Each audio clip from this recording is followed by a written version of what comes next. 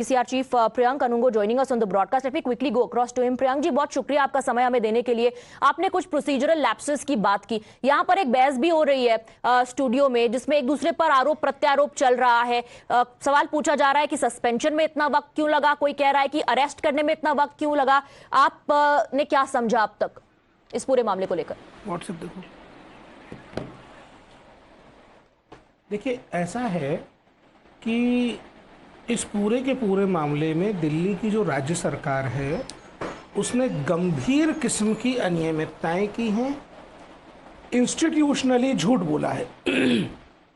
और वो ऐसे बोला है कि कोविड के दौरान जिन भी बच्चों के माता पिता की या एक अभिभावक की मृत्यु के कारण वो मदद या देखभाल की आवश्यकता वाले बच्चों की श्रेणी में आए हैं, उनको सीडब्ल्यूसी प्रोडक्शन होना था, उनका सोशल इन्वेस्टिगेशन होना था, उनका इंडिविजुअल केयर प्लान बनना था, सीडब्ल्यूसी से सक्षम आदेश लिया जाना था और फिर सारी प्रक्रिया की फॉलोअप की जानी थी।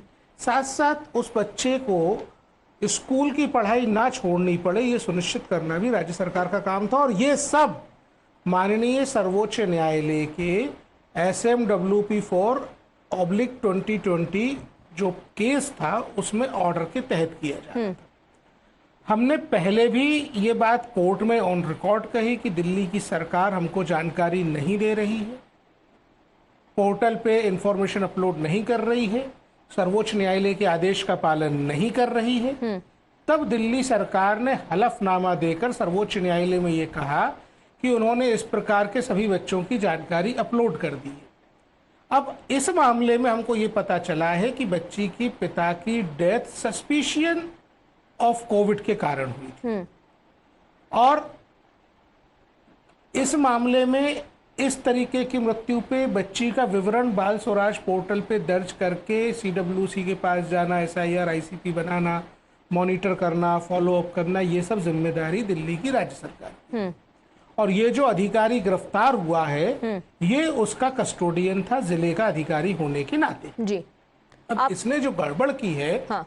एक ऐसी जानकारी जो उसको अधिकारी होने के नाते मिली, उसने उसका मिसयूज किया, बच्चे को ट्रैफिक किया, घर ले गया और घर ले जाके बच्चे के साथ बलात्कार किया, बलात्कार करने के बाद एबॉर्शन कराया, ब्ला ब्ला ब्ला, सारी की सारी बातें जो हम दिन भर से सुन रहे हैं। इसमें महत्वपूर्ण बात यह है कि दिल्ली सरकार ने एक झूठा हलफनामा सुप्रीम कोर्ट को दिया। और यह बात महत्वपूर्ण इसलिए है कि ऐसे कितने ही बच्चे अभी और हो सकते हैं जो इस प्रकार के ग्लिचेस में फंसे होंगे।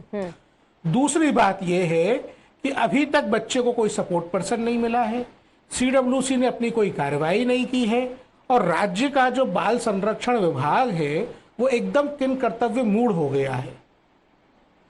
क्योंकि यहाँ के जो पॉलिटिशियंस हैं, जो राजनीतिक लोग हैं, जो पॉलिटिकली सरकार को चलाते हैं, जो मंत्री हैं, जो नेता हैं, यहाँ तक कि मुख्यमंत्री खुद, हाँ। इस पूरे के पूरे मामले को दबाने का प्रयास कर रहे हैं। इस पूरे के पूरे मामले में जांच की तह तक कोई ना जा पाए, तो ये प्रयास बहुत गंभीर आरोप लगा रहे हैं। आप कह रहे हैं कि जानकारी छुपाई गई, आप कह रहे हैं कि राज्य की सरकार ने अपनी जिम्मेदारी नहीं निभाई, झूठ बोला, आप ये भी कह रहे हैं कि गलत हलफनामा दायर किया गया और सबसे बड़ा आरोप ये लगा रहे हैं आप कि पॉलिटिसाइज किया गया इस पूरे मामले को।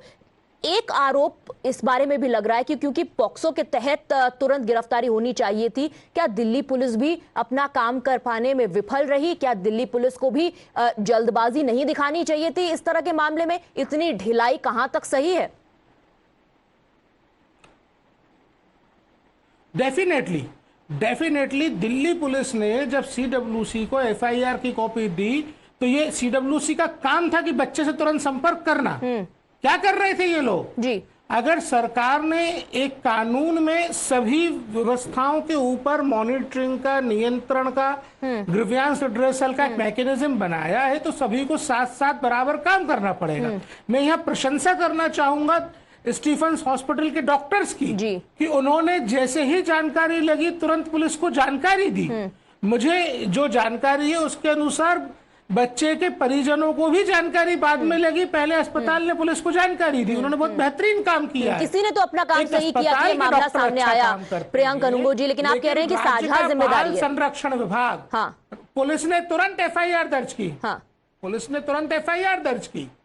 पुलिस ने तुरंत एफआईआर दर्ज जी। की। और राज्य का जो बाल संरक्षण तंत्र है वो बच्चे को प्रोटेक्ट करने में आज फेल नहीं हुआ है। हाँ। वो अक्टूबर 2020 से लगातार फेल हो रहा है। ठीक है, प्रियंका करूंगा जी, इस बात की गहराई को समझने की कोशिश बिल्कुल गहराई में जाके, इसीलिए सर ये समझना बहुत जरूरी था, क्योंकि आपने कहा प्रोसीजरल लैप्सेस, इसलिए समझना बहुत जरूरी था कि किस तरह के लैप्सेस हुए, और आप कह रहे हैं साझा जिम्मेदारी है।